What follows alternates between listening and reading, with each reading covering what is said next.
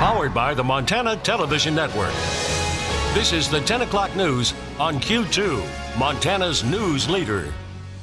Good evening, everyone. Thanks for joining us tonight. I'm Jeanelle Slade. And I'm Jay Cohn. The governor of Texas holds the first of 3 roundtable discussions tomorrow on curbing future school shootings. Today at the high school in Santa Fe, the community gathered for a moment of silence to remember the victims of Friday's attack. A 17-year-old student is now charged in the death of 8 other students and 2 teachers. Omar Villafranca has the latest from Santa Fe. Students and well-wishers gathered outside Santa Fe High School during a statewide moment of silence. Some left messages on the 10 crosses erected in memory of the students and teachers killed here on Friday. Comfort dogs, all golden retrievers, were also on hand to help distraught students deal with the tragedy. Senior Alexis Wilson feels this grieving community will grow stronger as time passes. We're going to love each other a lot more than before and just be thankful and more humble. 17-year-old Demetrios Pagorchis has been jailed on capital murder charges for the killings. Police say he wore a trench coat and carried a Remington 870 shotgun and a .38 caliber pistol during the attack.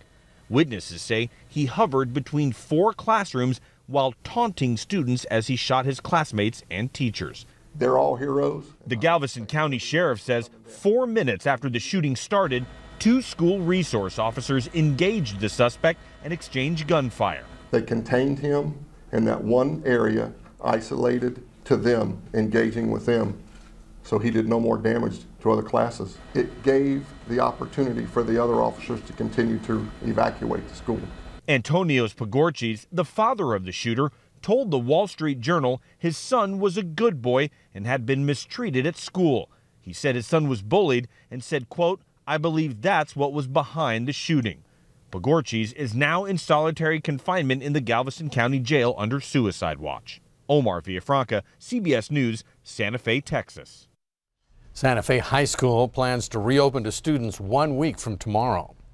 Well, Billings Public Schools' new superintendent is official. Tonight, the Board of Trustees approving a 2-year contract for Greg Upham. Upham will be paid $165,000 in the first year with a 2% raise in the second year of his contract. Upham was selected after the first choice of the district declined the position. Upham comes from Helena, where he served as the assistant superintendent, and now he turns his responsibility to the community of Billings. The welcoming has just been outstanding in Billings and greatly appreciated. And I'm excited about meeting people, learning the community, and just building relationships. That's my primary responsibility. Upham begins his new duties here in Billings on the 1st of July. Also tonight, the district began to revise its policies on what teachers can use as resources. This follows controversy earlier this spring about a class lesson that some parents felt contained pornographic material. The American Civil Liberties Union now examining a case along Montana's High Line that may have crossed the line. In a video that's now gone viral, a Border Patrol agent working in the Havre area tells 2 U.S. citizens that he stopped and detained them because they were speaking Spanish. So can you tell us in the video, please, why you asked us for our IDs, please? Ma'am, the reason I asked you for your ID is because I came in here and I saw that you guys are speaking Spanish, which is very unheard of up here. Okay. Anna Suda, who was born in Texas, stopped at the Havertown pump with a friend to buy milk and eggs last week. They were speaking Spanish when a patrol agent approached them and asked to see their documents. The officer identified himself as Agent O'Neill in the video and says his actions were not racially motivated. Suda said the officer did let them go after about 35 minutes. In a statement, the U.S. Customs and Border Protection says it is committed to treating everyone with professionalism, dignity, and respect. U.S. Customs and Border Protection, though, says it is currently reviewing this incident to ensure that all the appropriate policies were followed. But according to the ACLU of Montana, speaking Spanish is not a valid reason to stop and detain anyone. A Utah judge orders a former Billings couple accused of beating and starving their toddler to stand trial for her murder. That ruling ordered Friday in the case against 26-year-old Miller Costello and his 23-year-old wife, Brenda Emile. The self-described gypsy couple has ties to Billings, where court records show a number of offenses on their records from 2008 to 2015. Costello and Emil are accused of mistreating their 3-year-old daughter so badly, investigators said the victim looked like a Holocaust survivor. Because she had so many injuries, investigators could not determine the child's exact cause of death. Now, following the judge's ruling, prosecutors now have 60 days to decide whether to pursue the death penalty. Over the past couple of decades, Montana Avenue in downtown Billings has become a vibrant, growing street of new businesses, restaurants, and breweries. In tonight's Q2 Rewind, Dustin Kleeman looks back at the storied history of the street that helped found the Magic City.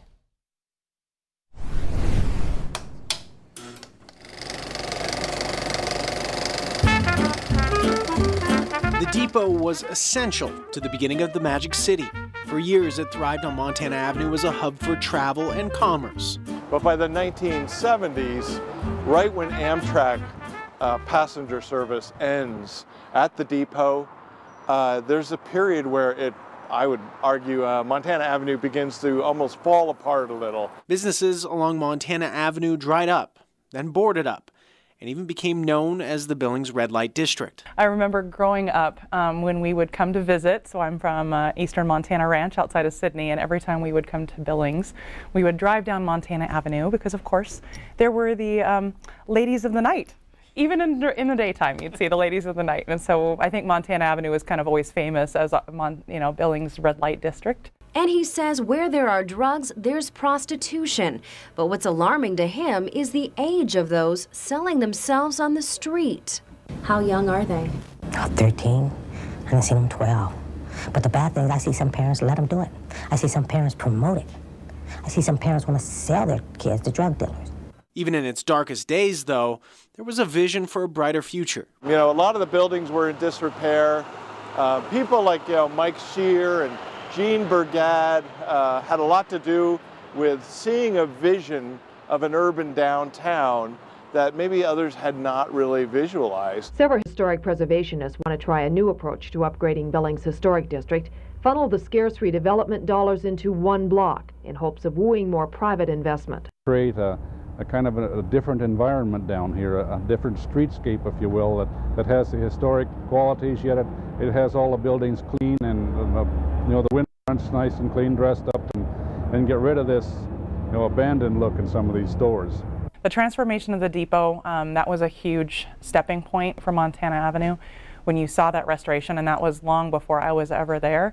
But the depot was boarded up, and it was kind of a hub for transients in the area. One by one, each of those buildings was renovated, repaired, and then occupied. And what's really cool about that is that all of the energy and the development on Montana Avenue is now, I would argue, spilling over the tracks. The destination, it's a real destination now. When you see a Friday night, you're walking downtown, and Montana Avenue is one of the most vibrant parts of our city. And the story of Montana Avenue and its future continues. In Billings, I'm Dustin Kleeman, MTN News.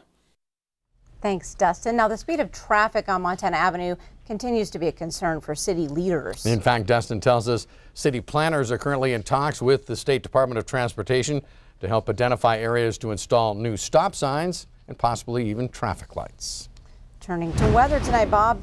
Today started out so nice and sunny, and now we're shifting to some rain. Yeah, in fact, we had some big storms just north of the city tonight. In fact, we wound up with 1 to 1.5 inches of rain. You can see it here on the Doppler radar. This thing just kind of skirted around downtown Billings. It did produce some heavier hail and rain over by Roundup in southeastern Muscle County. Thing just scooted past Custer. They got a little bit of rain out of it. But let me show you, we did have a little bit of hail. Places like Roundup and Cody all had 1-inch size hail. Levine had almost an inch in hail. And as you can see, Columbus had half-inch size hail, and that was a funnel cloud over by Thermopolis around noon, well, about 12:30 today. So here's what we're going to see here the next day or so. You'll notice it looks like we're looking for some more rain moving into the region. These are all the computer models, and the one in the middle is the one we like to go with, so that's the GFS, and that says they're going to wind up with about maybe 7 inch of rain by the time Wednesday night gets here. We'll have more in your forecast in a few more minutes. All right, thanks so much, Bob. Still ahead on tonight's 10 o'clock news, it's an alternative to the traditional burial. One that can help people reconnect with nature one last time. Plus, you voted and it made a difference. Find out the winner of this month's One School at a Time. And in sports tonight, Laurel's Patrick Casey is back in the headlines. Scott tells us why and what's next. You're watching MTN News with Jay Cohn and Jeanelle Slade. Storm Tracker weather with Bob McGuire. And sports with Scott Breen. This is the 10 o'clock news on Q2, Montana's news leader.